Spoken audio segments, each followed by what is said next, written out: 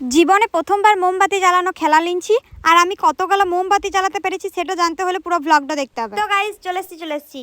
জানি তোমরা আমাকে মিস করছিলে। লাইভ ভাবছিলে তো যে এইদিকে মেয়েটা এত ভিডিও করে আর সরস্বতী পুজো পেরং গেল তাও একটিও ভিডিও পোস্ট করলে না। আসলে কি বলতো, সরস্বতী পুজোতে আমার তো আর বয়ফ্রেন্ড নাই যে ঘুরতে যাবো বয়ফ্রেন্ডের সাথে দিয়ে ভ্লগ করে পোস্ট করব। তা বলে আবার তোমরা ভাবো না যে আমি বয়ফ্রেন্ডের শোকে সরস্বতী পুজোতে বেরোই নাই। বয়ফ্রেন্ড নাই তো কি হয়েছে, বান্ধবী ছিল, ঝাঁকানাকা মামুনি হয়ে একবারে বেরোচ্ছিল। দেখতে যা লাগছিল না, আমি নিজেই নিজেকে দেখে একবারে ক্রাশ খেয়ে। তোমরা খাবে না সেটা আলাদা ব্যাপার, কারণ সবার পছন্দ তার ভালো হয় না।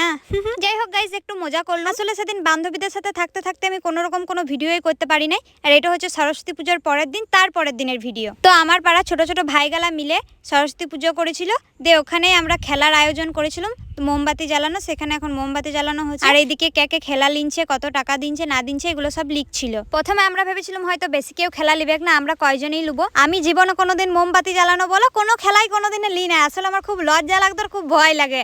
আসলে আমি মনে মনে ভেবিলি আমার ভয় লাগে বলে আমি কোনোদিন খেলা লি না। আর আমি ভাবতেই পারি নাই যে এখানে এত লোক হন যাবে। আমি ভেবেছিলাম কজন থাকবো তাহলে হয়তো লজ্জা লাগবে না, সেই ভেবে আমি খেলা লিনছি, কিন্তু কি করে জানবো যে এত লোক হন যাবে। আর এইদিকে দেখো কথা বলতে বলতে একটি ভাই এখন মোমবাতি জ্বালাতে শুরু করে দিচ্ছে, কারণ কি ওর প্রথমেই নাম ছিল। তো চলো ও মোমবাতি জ্বালাচ্ছে জ্বালাক, আমি তা করতে কিছু ভালোবাসার মানুষদের মিষ্টি মিষ্টি কমেন্ট গালা পড়িলি। আশ্রিতা মন্ডল বলে একজন কমেন্ট করেছে, সত্যি তোমাদের ভিডিওগুলো এত ভালো হয়, মন খারাপ থাকলেও হাসি, তোমাদের সবাইকে হাসানোর জন্যই তো বানাই। তারপর একজন কমেন্ট করেছে, দিদি আমি তোমার পুরো ভিডিও দেখি, আমার নাম অনামিকা গড়াই, বীরকলটি থেকে বলছি। তারপরে কাজল লো বলে একজন কমেন্ট করেছে, আমি ডোবরানা থেকে বলছি, তোমার ভিডিও আমার দেখতে খুব ভালো লাগে, অনেক অনেক ধন্যবাদ। তারপরে বিধান বাউরি বলে একজন কমেন্ট করেছে, বুনি আমি দক্ষিণ খণ্ড থেকে দেখলাম তোমার ভিডিও, খুব ভালো হয়েছে, ধন্যবাদ দাদা। তারপরে মুনমুন মন্ডল বলে একজন কমেন্ট করেছে, আমি তোমার ভিডিও দেখি, আমি রানীগঞ্জ থেকে, আমার নামটা নিও বোন, এই যে নিয়ে নিলাম। তোমাদের সবাইকে অনেক অনেক ধন্যবাদ আমার ভিডিওতে এত সুন্দর সুন্দর কমেন্ট করার জন্য।